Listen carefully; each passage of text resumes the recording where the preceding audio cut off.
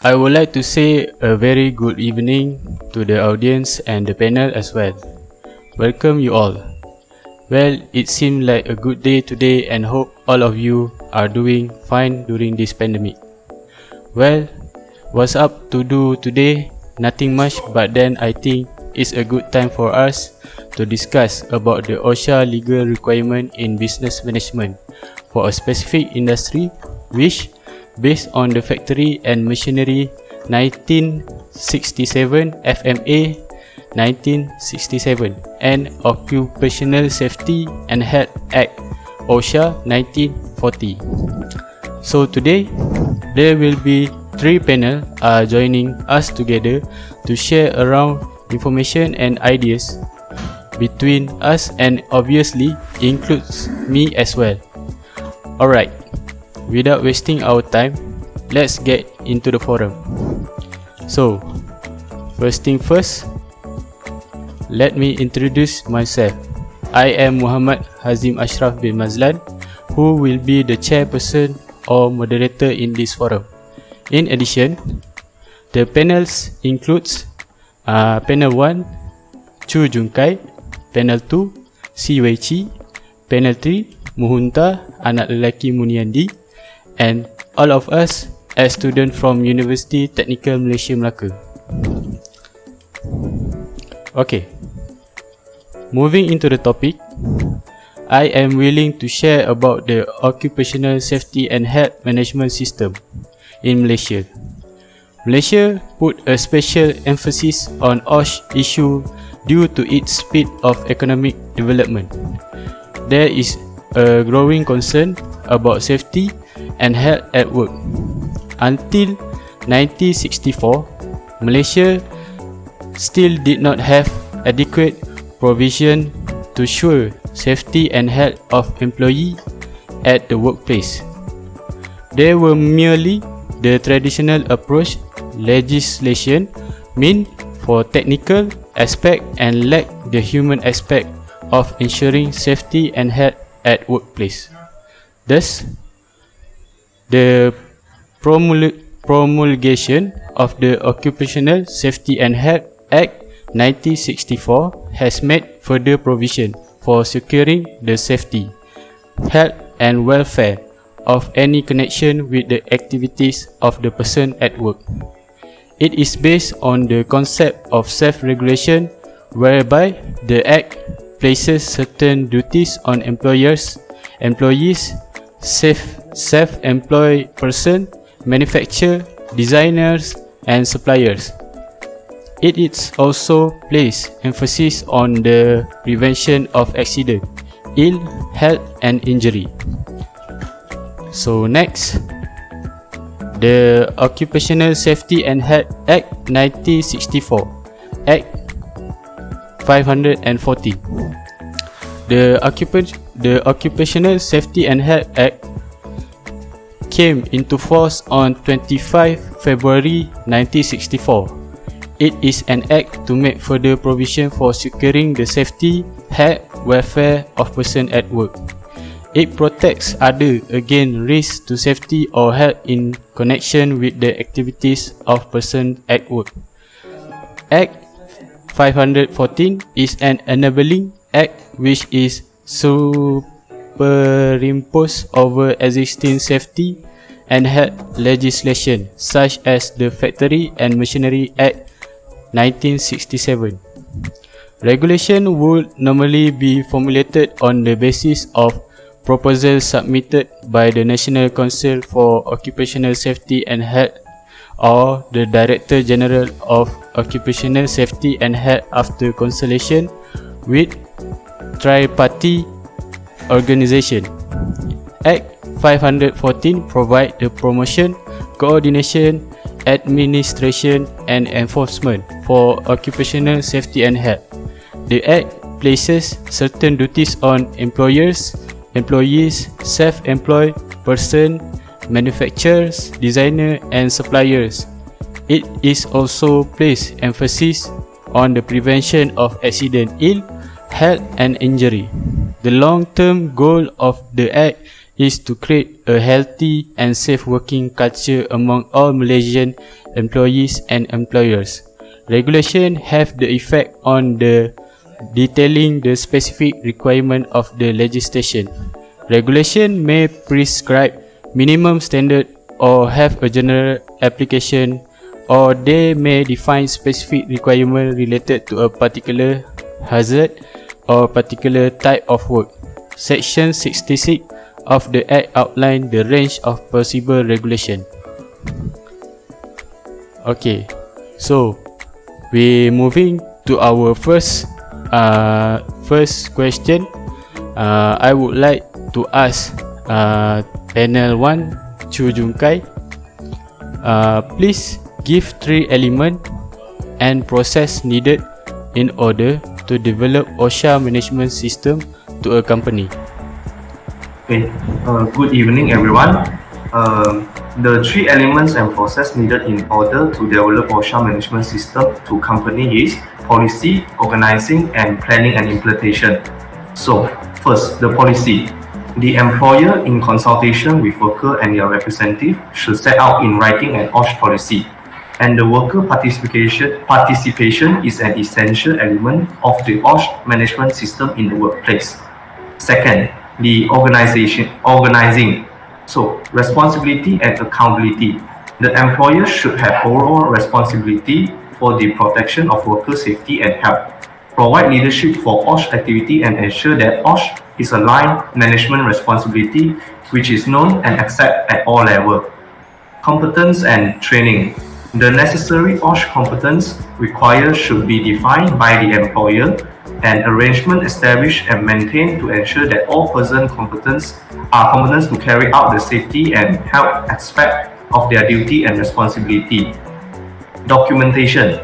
According to the size of workplace and the nature of its activity, OSH-related documentation should be established, maintained, reviewed, revised as necessary, be communicated and readily accessible to all appropriate or affected workers in the workplace. The documentary may cover the OSH policy, assign responsibility, significant workplace hazard and risk, and arrangement for their prevention and control. Record of OSH activity, work-related injury, ill health, disease, and incidents. OSH national law and regulation, record and exposure, working environment monitoring, health surveillance data, result and monitoring, technical and administrative procedure, instruction, and other relevant internal guidance document. The last one for the organizing is communication. Arrangement and procedure should be established and maintained for receiving, documenting, and responding appropriate to internal and external communication related to OSH. Ensure the internal communication of OSH information between relevant level and function in the workplace, and ensure that the concern, idea, and input of the workers and their representative on OSH matter are received, considered, and responded to. The third is planning and implementation. First, initial review. The existing OSH management system and relevant arrangements should be evaluated by an initial review, as appropriate to provide a baseline from which continual improvement of the OSH management system can be measured. In the case where no OSH management system exists, the initial review should serve as a basis of established on OSH management system. The initial review should be carried out by the competent person in consultation with workers and or their representative as appropriate. Second, the system planning, development, and implementation. The purpose of planning should be create on OSH management system that support, first, as the minimum compliant and national laws and regulation. Second, the element of the OSH management system, and the last one, continual improvement in OSH performance. Arrangements should be made by adequate and appropriate OSH planning based on the result of the initial review, subsequent review, or other available data.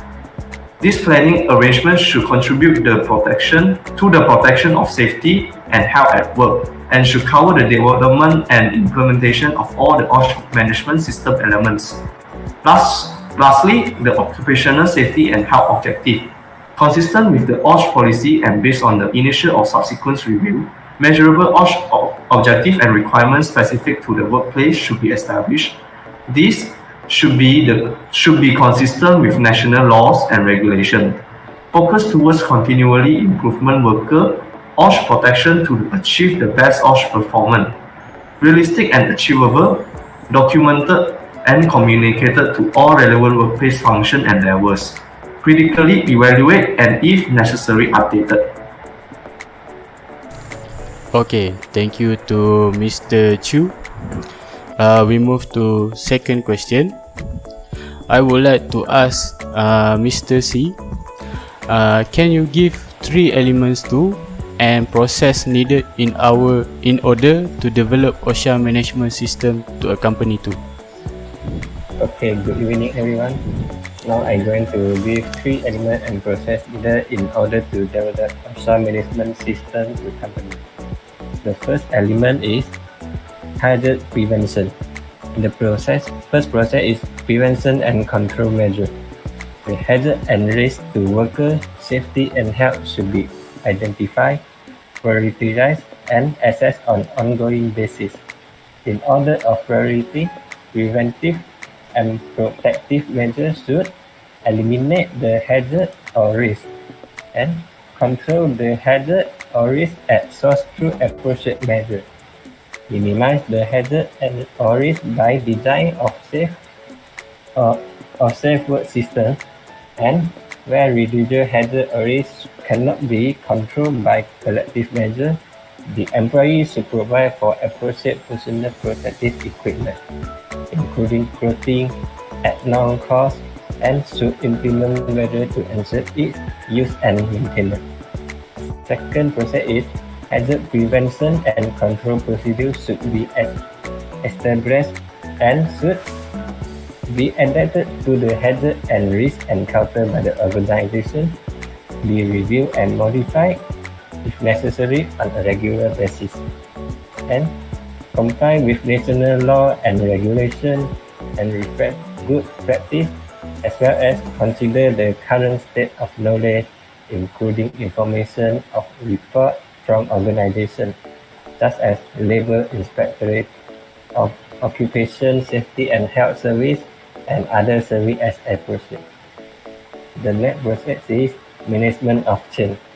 The impact of internal change, such as those due to staffing, new process, working procedure, organizational structure or acquisition, and of external change, for example, as a result of amendments of national law and regulation, organization merger, and development in OSH knowledge and technology, should be evaluated and appropriate preventive steps in taken prior to the introduction of change.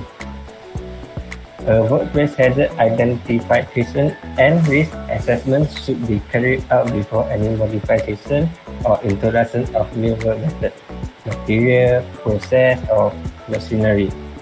Such assessment should be done in consultation with an involving worker and their representative, and the Safety and Health Committee may appreciate the implementation of a decision to change. Should be ensured that all affected members of the organization are properly informed and trained. The next step is emergency preparedness and response. Emergency prevention, preparedness, and response arrangements should be established and maintained through continued internal training and information, and communication with external emergency service.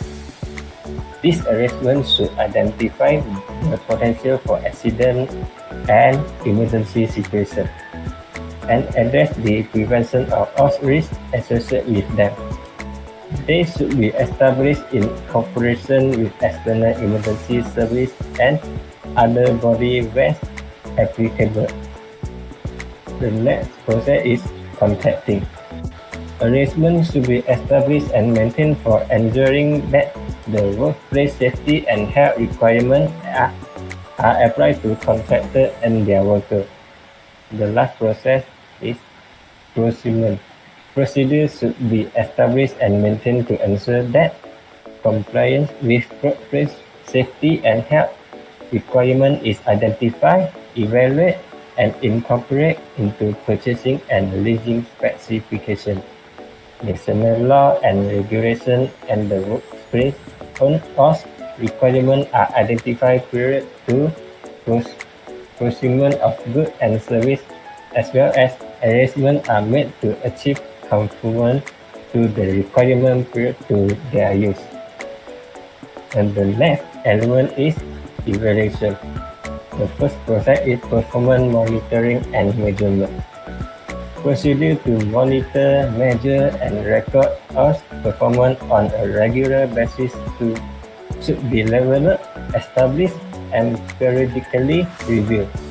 Responsibility, accountability, and authority for monitoring at different levels in the management structure should be allocated. The next process is investigation of work-related injury, ill health, disease, and incident and their impact on OSH performance.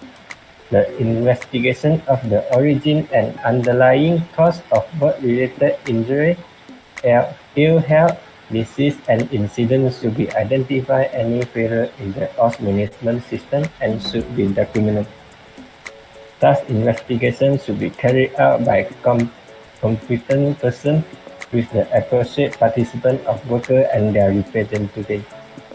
The results should be communicated to the Safety and Health Committee where it exists, and the committee should be made appropriate recommendations.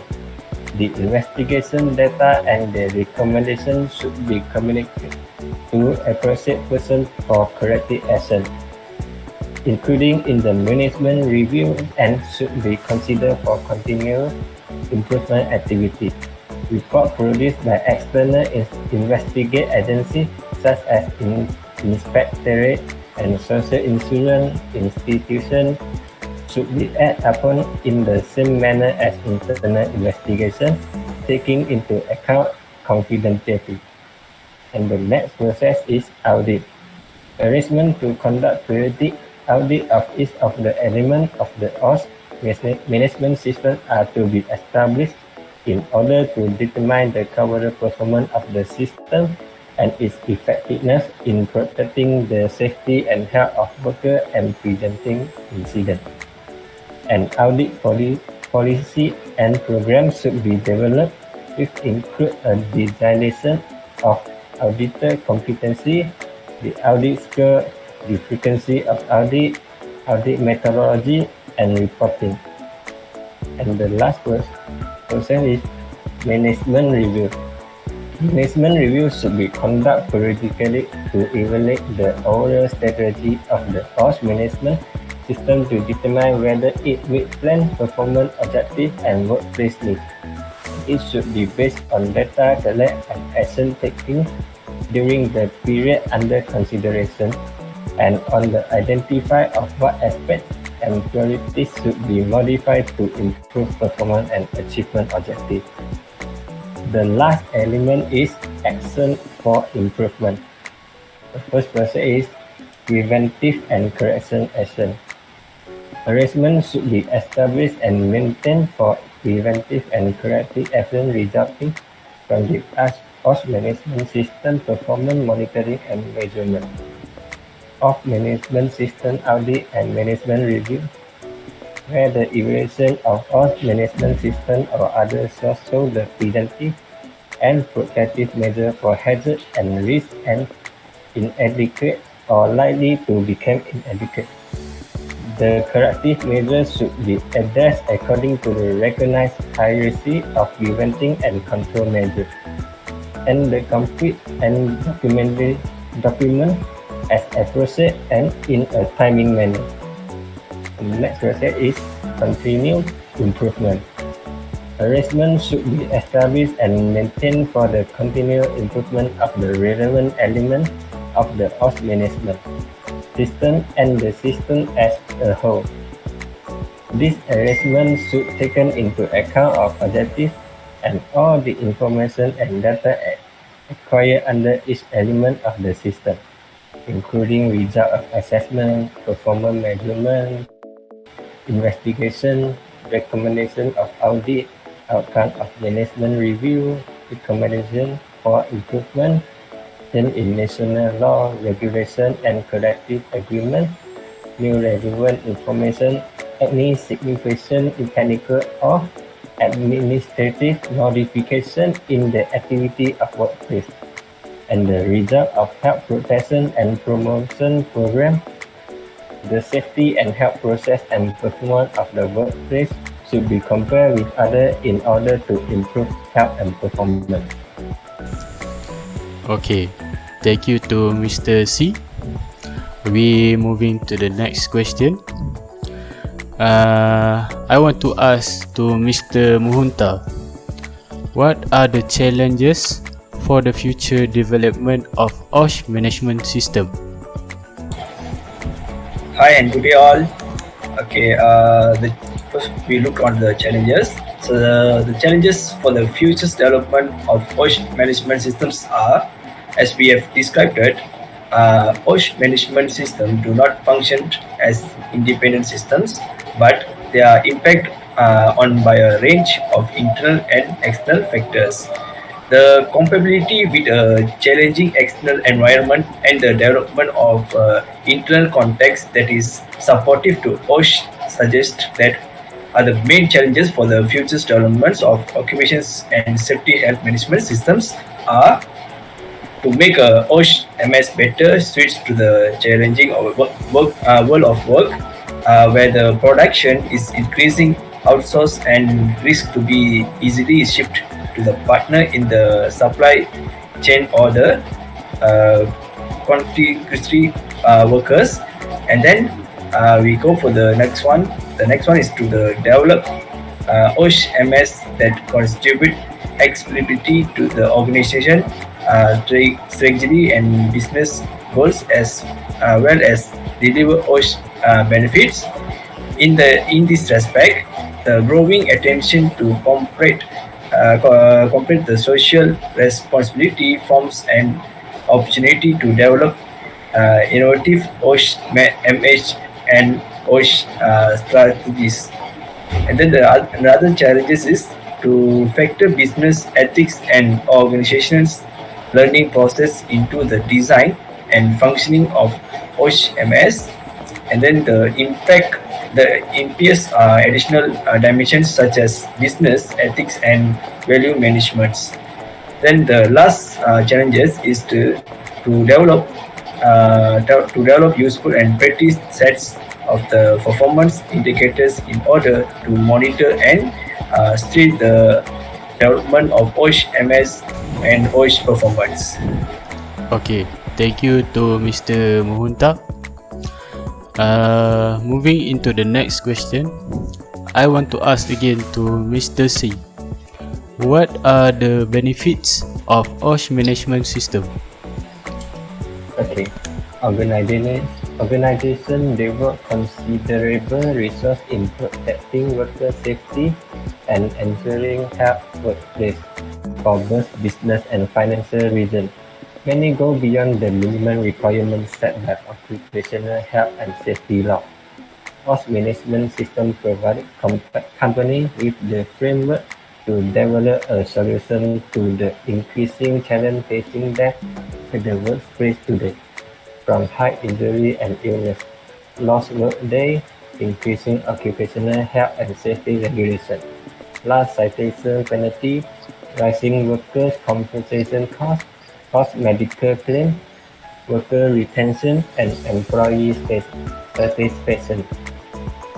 Traditionally, Oshe management was a reactionary process with the company action only on work-related incidents after they had occurred rather than implement the means to control work-related risks. Many companies who have implemented Oshe management systems have reported benefits from the increase of operational efficiencies, reduction in lost workday, fewer accidents and medical claims, recognition by insurer and regulator, and improved worker retention, as well as certification. Organizations with effective of management system earn positive return and benefit on their health and safety influenced by first, operational cost saving through OSH management system. The second is reducing work-related accident and ill health and the cost associated with them. The third is improving performance through heightened employee moral and adherence to policies and procedures. The fourth is increased control of regulatory issues. The fifth is reinforcing a responsible and well-managed reputation with customers, stakeholders, and communities. Next is peer demonstration figure and regulator compliance to regulator authorized customer and employee. The next is better management of health and safety risk on a plan of ongoing basis. The last is increased access to new customers and business partners through an improvement corporate image. Okay, thank you to Mr. C. We're moving to the next question. I want to ask to Mr. Chu. Can you share to us about why the safety and health culture is important to management system? Alright, as we know, safety and health culture within a company is closely linked to the workforce attitude in respect to safety. They share the company risks, accidents, and incidents. According to Glidon and McKenna 1995, effective safety management is both functional, involving management control, monitoring, executive and communication subsystem, and humanized, involving leadership, political and safety culture subsystem paramount to safety culture. The role of management and the involvement of all employees as important key players in safety and health culture are important in order to cultivate the positive belief, practice, norms and attitude among all in the company. Building a safety culture on so many diversities is not an easy task, but it has been proven that companies with good safety and health cultures have employees with positive patterns of attitude towards safety and health practice. Company needs to gather safety-related information, measure safety performance, and bring people together to learn to work more safely. Glidden and McKenna 1995, Carbon 2005, also identified four critical indicators of safety culture. They are effective communication, which it leads to commonly understood goals and means to achieve them at all levels. Second, good organizational learning, whereby organizations are able to identify and respond appropriate to change.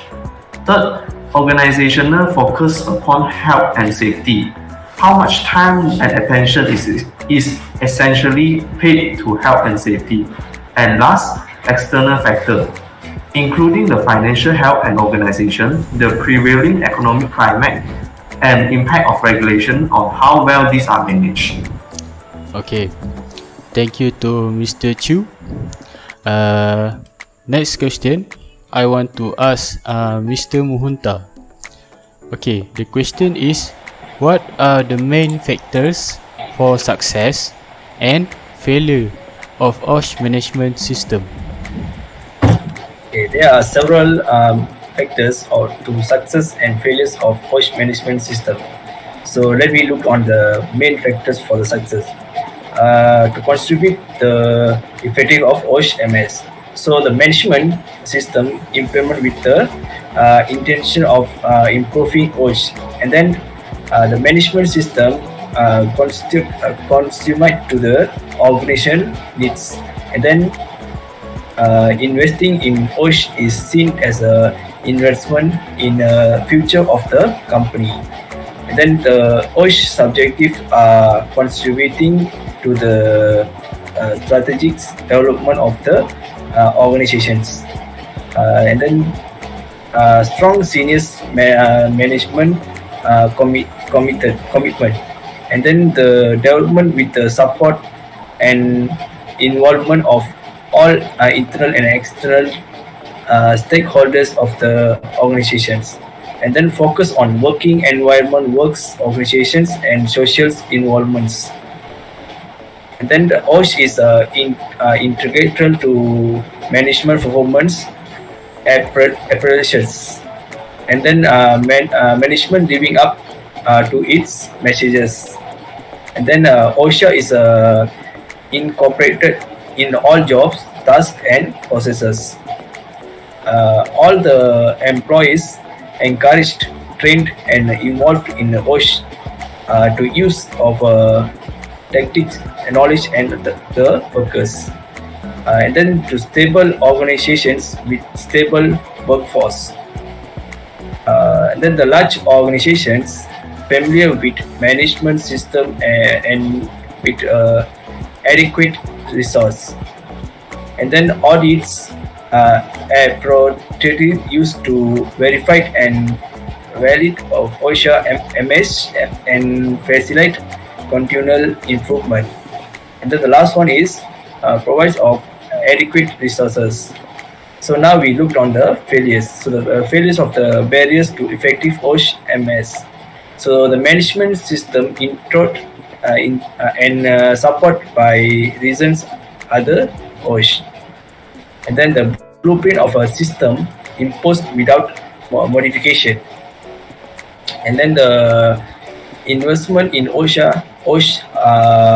mainly regarded as a cause. OSH is focused on the control of operational problems. OSH responsibility declared to lower management or OSH staff.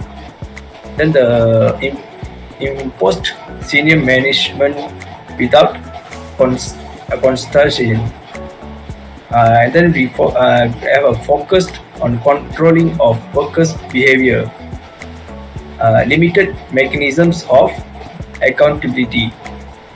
Management work unsupported by action. And then OSH MS activities remain separate from business process. And then inadequate training and consulting of employed in OSH. Numerous trade organizations, high levels, turnover, high percentage, and external contracted employed. Small business with limited resource and unfamiliar with management system concepts. And then audits that encourage paper basic systems and instruments approach to the OSH MS, and then inadequate resources. So that's all. Okay, thank you to Mr. MUHUNTHAA. I would ask to Mr. Chu. The question is, on your opinion, please share to us about how to improve workplace safety. Alright, so before we move into improvement workplace safety, we have to know what is continuous safety improvement. It is the commitment to constantly analyze your safety performance through fact-based data to address root cause and system weaknesses as soon as they are identified, and to experiment with change that will lead to long-term system improvement. Sounds great in theory, but as with all things in life, there are things that can stand in the way of promoting a safer working culture. So, how to improve workplace safety continuously? First, we need to include professionals. Working with occupational therapists, clinicians, and other safety professionals to get a clear picture of company current position.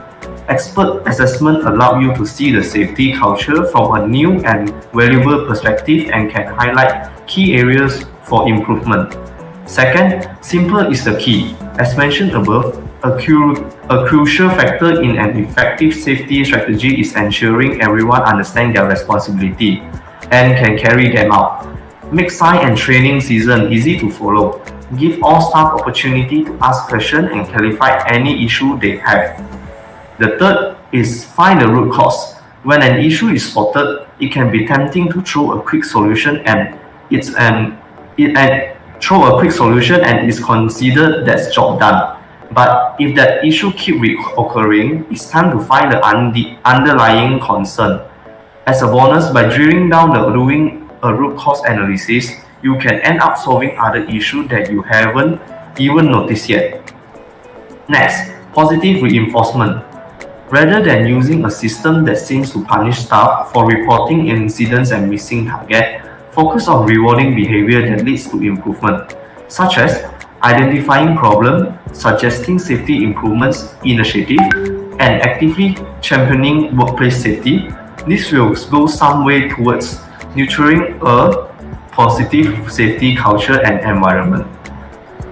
Next, include everyone. Employees are at all levels must be responsible for the health and safety culture. Even though strategy may be created and approved at the top, it is the frontliner who will see the result firsthand. They will hold the vital information needed to make further improvement and continue to improve the overall safety of the company. So, it's important to unify the entire workforce around the idea of continuous safety improvement. Next is include everything. While serious injury will inevitable, they take center stage. An effective safety program is built on the knowledge that every incident is important, from near missing and identification of potential danger to breach of safety rules and fatalities.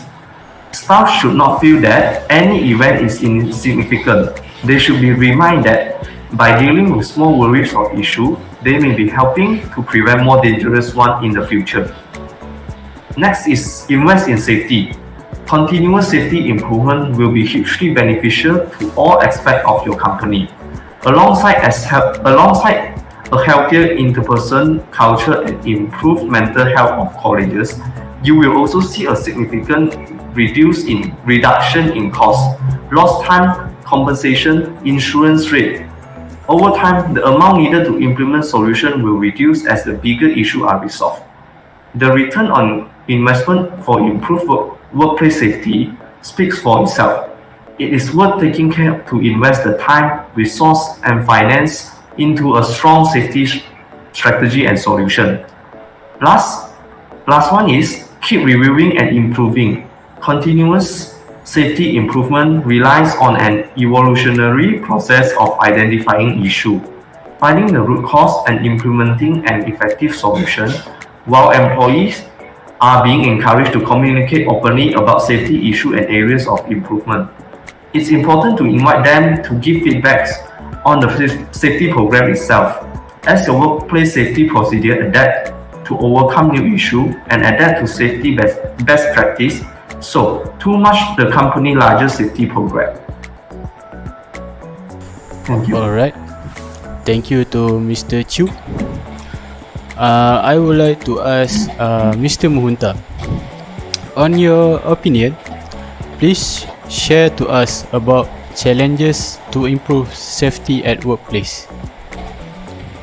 Okay, so the challenges of continuous safety improvements are too much admin works.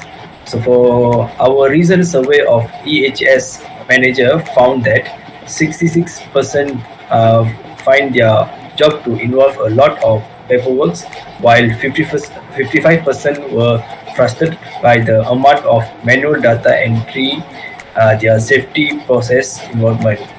So some methods and process can be intended to be time consuming, and employees can be find it frustrated to have the process added to their day-to-day. Then the safety becomes an administrative burden for both safety staff and frontliners workers, and so it can be often to neglect. And then paperwork can help you to find the time to need to continually improve your safety strategy. And then lack of executive support. Ongoing safety improvements requires ongoing financial support. and when the budget comes into play, it might be difficult to get company leaders on board with a safety initiative. The problem is that the effect of new safety measurements and procedures can be only be seen and only we can see in the long term, and then the benefit are not tangible as those that can come from the investing in the better production equipment, and then the that's why many safety initiative remains on the back burners. Then the workers mindset, so it is not easy to get everyone on board with a new system, and there are a few different mindsets you might recognize in the colleges with the detrimental to dynamic safety strategies such as apathy. So some staff members may be full on a board to begin with. They will may lose interest after a while, causing the strategy to gradually lose effectiveness. And then the misunderstandings. So safety strategy must be very clear in its aims and objective. So to avoid individuals in misinterpreting their responsibilities, the most dangerous misunderstandings which may occur here is employees thinking they need to be under report or hide incidents to ensure the success of the safety strategies. It is someone else's job. So workplace safety is the responsibility of every person in the organizations, and a true safety strategy should encourage every individuals to take the responsibility seriously. In a workplace culture where everybody assumes that someone else is handling the responsibility, there is a risk that nobody will engage at all. The system will fail from the start. And now we look on the over complaining of over compensations. So if a staff feels overwhelmed with the number of rules, regulations, and processes that they are following, they may be more likely to be accidentally forget them and causes more problems for their company. It is important to keep processes simple and make sure the strategy can be followed by the staff members at all the levels. So this is will be included regular refreshness, clear reminders for post in the necessary areas, as well as encouraging staff to teach one to another, work together to make sure all the responsibilities are fulfilled. Now we looked on the new staff onboarding. So long-term employees will have absorbed their safety to do and don't as a part of their everyday responsibilities. So however, for new staff trying to be learn the ropes of new roles can be overwhelming, and especially when paired with a safety process that is constantly changing. That's not to suggest that learning the ins and out of your safety plan and getting them involved in continuous safety improvements should not be priority. The company politics, procedures, and expectation for new starters should be introed before they begin working. But the pace of a change in your safety strategy should be carefully calculated so that people can be adapt. Okay, thank you, Mr. MUHUNTHAA. And last question, I would like to ask to Mr. C. The question is, Why occupational safety and health is important to us? Okay, the first is mental health and well-being. Your employer must consider the condition you work in. Oshe put a care of duty upon every employer to make sure that their staff work in reasonable conditions and that their mental health is a top priority. Long hours, few breaks, little recognition, and impossible demand will quickly leave staff fatigue, stress, and suffering from poor mental health. At best, workers will suffer slight mental health problems and only require a break from work. At worst, this could lead to life-changing and long-term mental health problems. Companies want to make sure that their staff are mentally healthy and contributing to the business. Must make sure that staff health is looked after. The second is increase awareness and safe working culture. You don't spend thousands upon thousands of pounds in putting your staff on mandatory training course just for the sake of it. Cost training costs all the way from working at height to supply chain management are all designed to create awareness of workplace surroundings and create a safe working culture. These sound good on paper, but it's even better in practice. Once they will complete the relevant OSH training course, staff will work in a much safer way and will understand how to minimize workplace risk. As they learn to avoid hazards and raise concerns about potential dangerous tasks, workplace-related injury will reduce. This keeps workers safe and improves trust throughout industry. The third is increase in productivity. Healthy staff are productive staff. When OSH is implemented correctly, staff should feel protected and loyal to their work. They know that they being looked after while they at work, and that they won't be putting their safety on their health at risk. This is also significant because when staff speak up and raise concern about a potentially hazardous task, they do so in the knowledge that their opinion will be listened to and considered.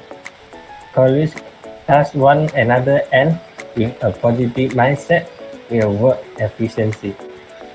Fail to protect your staff with the appropriate OSH measure and you will only see your staff retention rate decrease.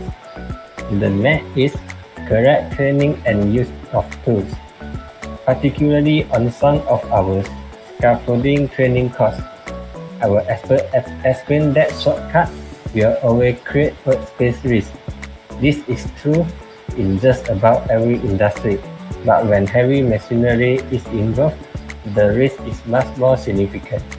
When OSH training is carried out correctly, staff know how to use the tool that they are required for their job.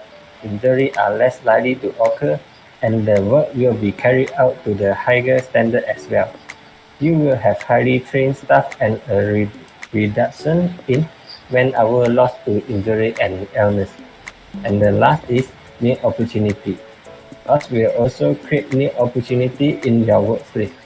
Staff that have been trained can take on the responsibility of becoming mental health ambassador, setting a good example and serving as a point of contact for their colleagues. For others, OSH also create the opportunity to share success story and example of best practice. Staff can also be recognized for fine example of OSH in workplace and be highlighting example of best practice. The culture of health and safety at work will only improve. Okay, thank you to Mr. C. And last but not least, I will conclude what this forum's topic needed. What I highlighting is To understand the concept of the Oshe management system will help us to understand the application of Oshe management system in Malaysia and legislation needs to follow by industry. The rules and legislation are always protecting the worker safety and ensuring healthy workplace. The main purpose of the rules and legislation is to prevent accident, ill health and injury at workplace towards development of safety culture.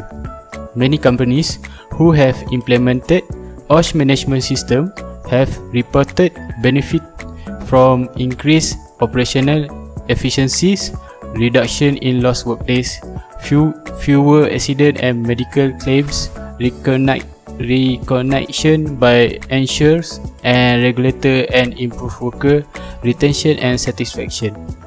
Organization with effective Oshe management system earn positive returns and benefit on their health and safety investment.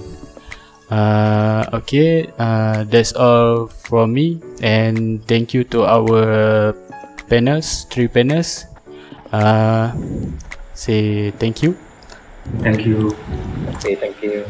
Okay, Okay, thank you. that's all.